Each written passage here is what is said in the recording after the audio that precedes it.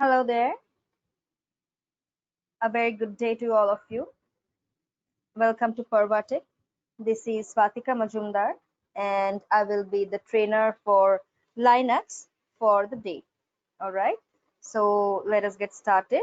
And today we will start with the basic introduction of Linux. So let's start, guys. So Linux is basically a multi-user, multitasking operating system. Okay. Now, what is an operating system? Well, operating system is a set of program or instruction. It acts as an interface between the hardware and the user.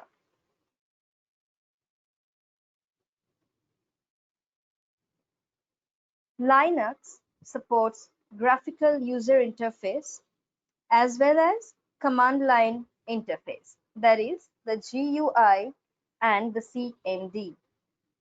So let's get acquainted with some of the terminologies here. First, let us start with multitasking. So what is multitasking basically? Multitasking in Linux operating system, one program can run in foreground and many programs can run in the background at a single instance of time. All right? And then let's understand what is meant by multi-user. So this terminology means like in Linux operating system, n number of users can log in into the system simultaneously, which means there can be n here means like there can be many number of users. It is not like one, not a single user. It's like many number of like many users can log into the system simultaneously. They can run the operating system together without hampering others' workings. All right. Now let us understand what is meant by path. Path is a communication channel from one root to another root. All right. Now let's understand the difference between the two most popular operating systems. Yes, that is the Windows and the Linux. So let's get started. Let's focus on the main difference. Basically, Linux is a multi-user operating system, whereas Windows is a single-user operating system, which means Windows can support only one user at a time, whereas Linux can support n number of users at a time without hampering the workings of the other users. All right. Now, Linux is a both command line interface as well as graphical user interface. On the contrary, Windows is a graphical user interface operating system. The next point would be Linux is not user friendly because it needs, a bit of coding and it requires for permission at most of the steps. Okay, but on the other hand, Windows is actually very user-friendly in nature. The next one would be Linux is more secured, and on the other hand, Windows is less secured in comparison to Linux. And last but not least, Linux is used as server, whereas Windows is mostly used as client side. Now guys, let's understand why is Linux more secured. It is because Linux basically asks for permission for each and every step, unlike the Windows, which makes it more secure than the other operating systems. So for uh, more security purposes, the companies use Linux as the operating system. All right. So this is one of the main points. Please keep it in mind. Now, guys, we will understand the basic architecture of Linux. So in the heart there is, in the core there is, hardware, then there is kernel, then shell, and finally the user. So we will understand each of them. All right. The innermost layer is the hardware that provides the services to the operating system. Kernel interacts directly with the hardware and provides services to the user programs. These programs don't need to know anything about the hardware. They just need to know how to interact with the kernel, and it's up to the kernel to provide the desired kind of services. Next, user programs interact with the kernel through a set of standard system calls. These system calls require services to be provided by the kernel. These services include accessing a file open, close, read, write, link, or create a file, or updating, account or record, changing ownership of a file or directory, or creating, suspending, or killing process, enabling access to the hardware devices, and setting limit or system resources. Linux is a multi-user and multitasking operating system, which we have already explained. So many users can be logged in to a system simultaneously, each running many programs, or rather to be more specific, many different programs.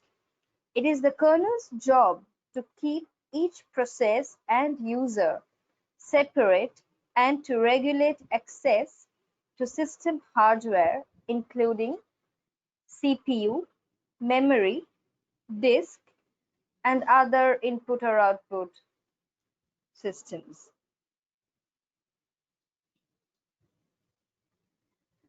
So guys, as of now, I believe Linux, what is Linux is clear. So it is basically an operating system, and not only that, it is also open source. All right. Then secondly, it supports multitasking. It is a multi-user kind of software that it supports n number of users at one point of time, okay, without hampering the others. It is also very secure in nature. That is, what I meant is that because it asks for permission for each and every step, so it becomes more secure. All right. So now we will understand the difference between a compiler and an interpreter.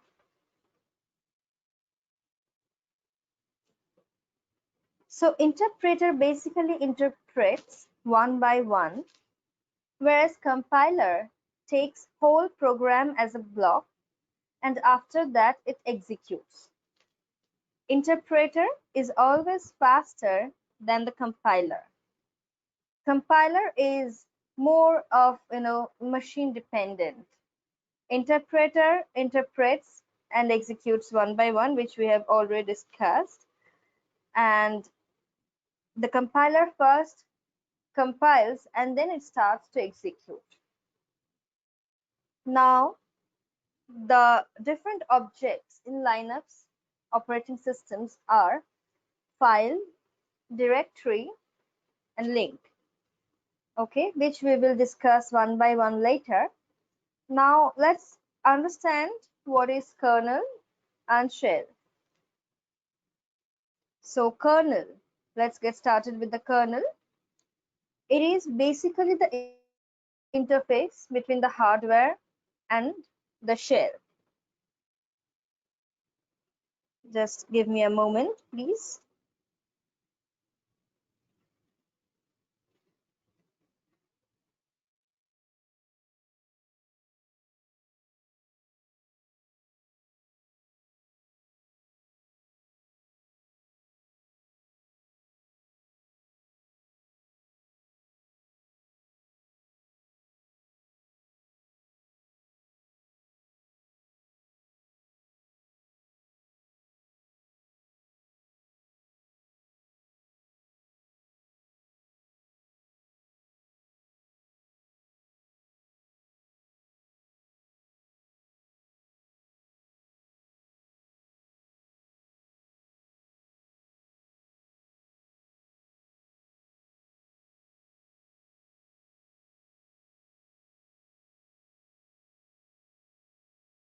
Okay, guys. So let's get started with the kernel. Kernel is the interface between the hardware and the shell, as we have already discussed this very point.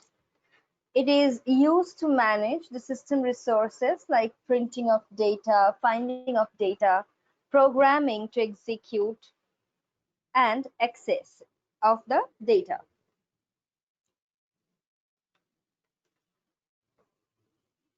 It is used to manage all basically, the system resources, all right? Then it helps also in accessing files or execute any kind of files, or also the changing of the ownership, create processes and killing the processes, which we have also discussed just a few minutes back. And it decides to allocate system resources for which user and for how long and for when, for which time. It enhances the security level of the operating system by validating the user's request. All right. All tasks are performed by the kernel.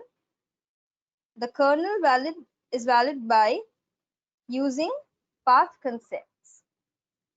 So basically, kernel is kind of manager which manages each and everything like, execution, changing of ownerships, killing of processes. So all these things are taken care of by the kernel. Now let's understand what is shell. Shell is used as the interface between kernel and the user.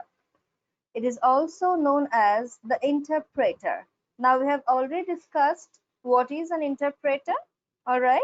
So it is also known as the command line interpreter.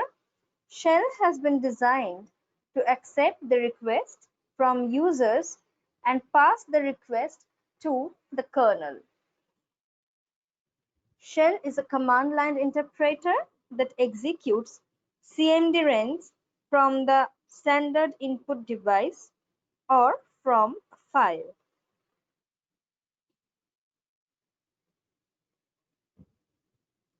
Now let us understand the different file systems in Linux. Okay, so let's understand the directories and then the descriptions. The forward slash, it means the root file system. All right, always remember guys, the root is represented by the forward slash. Now let's understand what is root. The root file systems is the top level directory of the file system. It must contain all of the files required to boot the Linux system before other file systems are mounted. Sorry. It must include all the required executables and libraries required to boot the remaining file systems. After the system is booted, all other file systems are mounted on standard, well-defined mount points as subdirectories of the root file system. So basically, root is the one which contains all of the folders or the databases or the files. All right. Now, let's move on to the next directory, which is bin. The bin directory contains user executable files. The next one is boot, which contains the static bootloader and kernel executable and configuration files required to boot a Linux computer. All right. Now the next one is DEV. This directory contains device files for every hardware device attached to the system. These are not the device drivers, rather they are files that represent each device on the computer and facilitate access to those devices. Then etc. The etc contains the local configuration files for the host computer. Home, this very directory stores user files. Each user has a subdirectory in the home directory. All right. The directory lib. It contains shared library files that are required to boot the system. Then there is media, a place to mount external removable media devices such as USB, thumb drives that may be connected to the host. Then there is MNT, a temporary mount point for regular file systems, as in not removable media that can be used while the administrator is repairing or working on a file system. The next is OPT, that is the optional files such as vendor supplied application programs should be located here. Again, there is root. Okay, so this here this means this is that not the root file system, it is the home directory for the root user. All right, then there is sbin, which means the system binary files. These are the executables used for systems administration. Then there is tmp, that is the temporary directory used by the operating system and many programs to store the temporary files. Users may also store files here temporarily. Note that the files stored here may be deleted at any time without prior notice. So keep this in mind. Okay, and the next is USR. These are the shareable read-only files, including executable binaries and libraries, man files, and other types of documentation. And last but not least, var, that is the variable data files which are stored here. This can include things like log files, MySQL and other database files, web server data files, email inboxes, and much more. All right, guys. So this was basically an introduction to the operating system of Linux. All right. So from next tutorial onwards, we will start with the codings. We will start with, how to create a directory, how to change directories, how to create files in a directory, how to create zipped files, how to extract those files, how to remove a directory, how to delete a directory or a file.